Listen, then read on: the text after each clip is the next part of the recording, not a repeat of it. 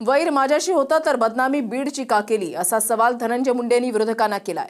तर तुम्हारे लोह से ये लोहा पिघल नहीं सकता असं म्हणत धनंजय मुंडेंनी विरोधकांना सुनावलंय। यावर धनंजय मुंडेंवर सुद्धा विरोधकांनी पलटवार केलाय। पाहूयात। तुम्हारी सोच के साचे में ढल नहीं सकता, जुबान काट लो लहजा बदल नहीं सकता।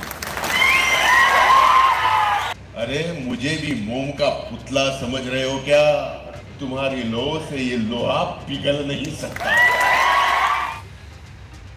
जुबान काट लो लहजा बदल नहीं सकता अशी शेरो शायरी करत धनंजय मुंडेंनी विरोधकांना उत्तर दिले। वैर माझ्याशी आहे, माझ्या मातीची बदनामी का करता असा सवाल बीडच्या निर्धार मेळाव्यातनं धनंजय मुंडेंनी विरोधकांना केलाय। तर बीड जिल्ह्याची बदनामी तुमच्या कारणांमुळे झाल्याचं म्हणत करुणा मुंडेंनीही पलटवार केलाय।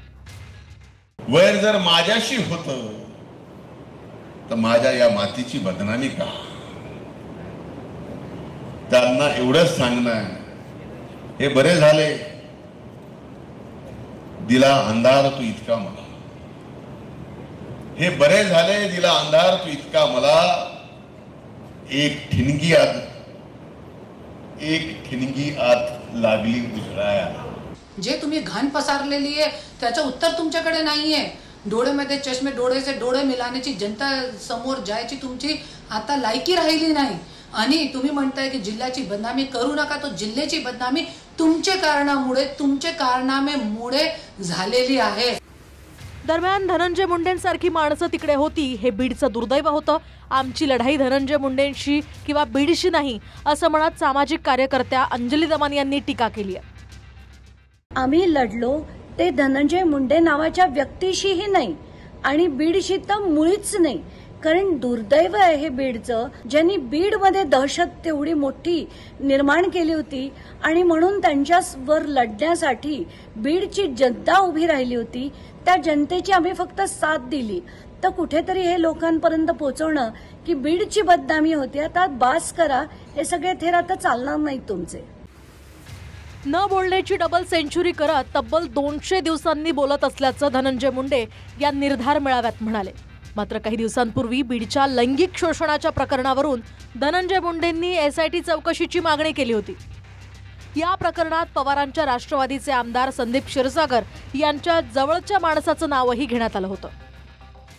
एसआयटीची मागणी यात करणार आहे आणि एक महिला आयपीएस अधिकारी यांच्या माध्यमातूनच विजय पवाराच्या त्यांच्यावर राजकीय आश्रय असणाऱ्या स्थानिक आमदाराचा आणि एकूणच कोचिंग क्लासेसच्या बाबतीमध्ये चौकशी होणं गरजेचं आहे। बऱ्याच दिवसांनी बोलतोय, राज न बोलण्याची डबल सेंचुरी माझी झाली आहे।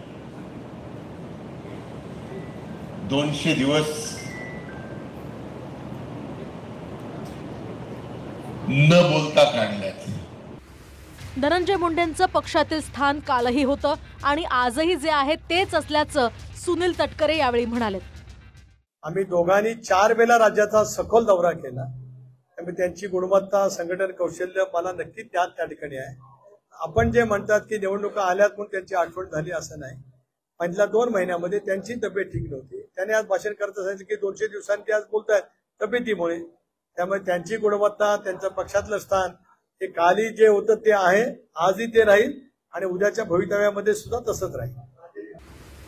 संतोष देशमुख हत्या प्रकरणात धनंजय मुंडेंचे निकटवर्तीय समजले जाणारे वाल्मिक कराड सध्या तुरुंगात आहेत। विरोधकांच्या आरोपांनंतर धनंजय मुंडेंना मंत्रिपदही सोडावं लागले। काही दिवसांपूर्वी धनंजय मुंडे विद्यार्थिनीच्या लैंगिक शोषणावर आवाज उचलताना दिसून आले। मात्र महादेव मुंडे हत्या प्रकरणात न्याय मागणाऱ्या ज्ञानेश्वरी मुंडेंवर धनंजय मुंडेंचं अद्याप मौनच दिसून आलं। माझ्यावर गुन्हा दाखल करण्यापेक्षा एन्काउंटर केला असता तर बरं झालं असतं अशी संतप्त प्रतिक्रिया ज्ञानेश्वरी मुंडेंनी दिली होती। लढत आहोत आणि लढत राहणार आहोत जोपर्यंत आपल्याला न्याय भेटत नाही तोपर्यंत। सलाईन आणि सगळं मी दवाखान्यात असतानाच माझ्यावर एनसीचा गुन्हा दाखल केला। एकतर ह्यांनी आरोपी अटक केले नाहीत, पुन्हा आपल्याला पाऊल उचलावं लागलं ना, अजून आपल्यावरच गुन्हे हे दाखल करतात। त्यापेक्षा त्यांनी एन्काउंटर केलं असतं तर बरं झालं असतं ना।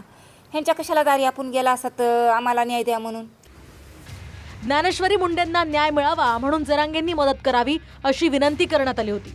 त्यावर जरांगेंनी भेटीला येणार असा शब्द दिल्याचंही ज्ञानेश्वरी मुंडे म्हणाल्या. मी 100% जाणार आणि त्यांच्या पाठीशी ताकदीनं उभा राहणार. ती मायमाऊली आहे, ती जातीची कुठल्याही असू द्या, तिच्या नवऱ्याचा जर खून झाला आणि त्याचे जर आरोपी सापडत नाहीत, 100% या राज्यातला सगळा समाज त्या ताईच्या पाठीशी उभा राहणार आणि पूर्ण ताकदीनं त्या मॅटरमध्ये उतरतो मी आता. जरांगे दादांचा निरोप आला आणि मला म्हणले की ताई प्रकृतीची काळजी घ्या, आपल्याला न्यायाचा लढा लढायचा आहे ना, तर तुमची प्रकृती चांगली पाहिजे. मग 2-3 दिवस आराम करा, नंतर आपण भेट घेऊ. मग दादा भेटीला येणार आहेत.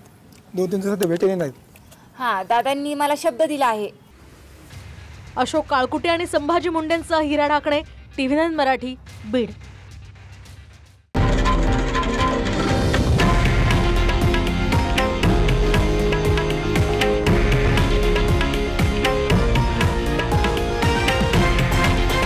हे आहे देशातील नंबर 1 न्यूज नेटवर्क आणि आपण पाहत आहात TV9 मराठी, एकमेव.